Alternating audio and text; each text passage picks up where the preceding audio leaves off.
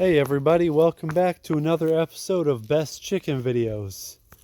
Today we're going to be talking about how long can your cedar posts last in the ground.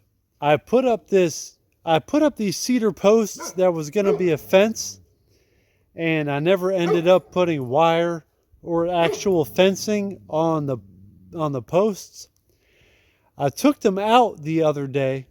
It was yesterday and 2 days ago. I wanted to show you guys how the cedar posts hold up over time being in the ground. Now, these are the cedar posts right here. These have been in the ground for about 2 or 3 years. So these were locally cut from our property. I cut them down to, I think it was about 10 or 12 feet. The heartwood lasts the longest. If you have cedar wood, the heartwood will take a very long time to rot out because cedar is a very rot resistant wood. The sapwood, which is the outside layer, it's usually a lighter color. The sapwood will rot out way faster than the heartwood will. So if you look at these posts, let me show you guys these posts. This is the sapwood on the cedar. It's getting soft. I just took this out of the ground like 2 days ago, and it's been leaning up on this tree. Do you see how it's just falling out? Look, I can just take the sapwood out of there.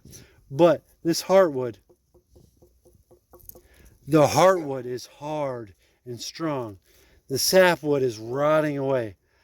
Let me get my Leatherman. Hold on, let me get my Leatherman out of my pouch right here. It's so soft. So I just put these in dirt. They were not in concrete. But the middle, the heartwood, is solid. It is so solid. I'm thinking this is going to take at least 10 years to rot out. You don't have to have pressure treated or any other stuff like that. But so if you have a draw knife, maybe a draw knife, or you want to cut out the extra sapwood off of it to slow down the rot, if you put them in concrete, I just put these in the dirt. So you got to expect a little bit of rot if they're in the dirt. But cedar, other than any other wood, is going to resist the rotting out because it's got all that cedar oil and that in there to resist the rot. So I can even take these posts and flip them over to the other side and put the top down where the bottom was and get a fresh area of wood to put down in the ground so it's not rotting out. If you guys are going to change up your fencing in the next year or two, look, the top that was up out of the ground is fine. It's totally solid. But where the sapwood is, if you get rid of that sapwood, it's going to take a long time for it to rot out. This is natural materials. You don't have to buy anything. If you have a chainsaw and you know how to use your chainsaw, just go back in your woods, cut a few cedar trees, and you can have as many fence posts as you have cedar trees. Now, don't go cutting down a whole cedar forest unless that's in your plan for your woods plan. But look, these cedar posts, it's hardly any rot at all, and it's doing really good. I'm going to definitely reuse these posts for other things. It's just the heartwood,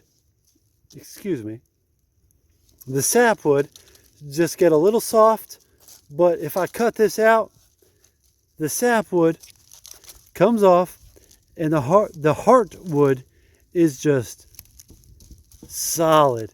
This is at the bottom of a skinny one. If you get a real thick one, it usually works out a little bit more. This one works out a little bit better. This one is already rotted out naturally, the sapwood, but there's still like 3/4 of the material here is still solid.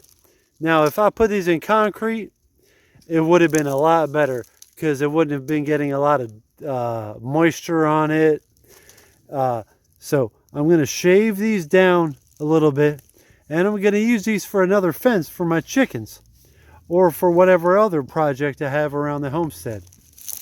So I hope this video helped you guys out a lot to realize the advantages of your own cedar trees and your own cedar posts to help you out with your homestead, with your fencing needs, with any other projects you might have with fencing.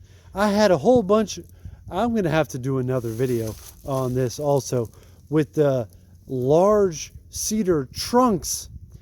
A guy that lives down the street from me has a lumber mill.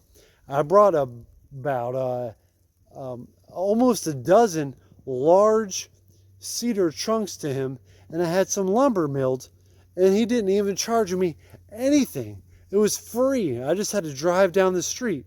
So I got a bunch of boards for my kids' jungle gym, or for a shed, for anything you need lumber for. It is rot resistant. Cedar is a wonderful wood to use for all of your homesteading and outdoor lumber needs. So check out another episode of Best Chicken Videos as soon as possible. Thank you. Peace.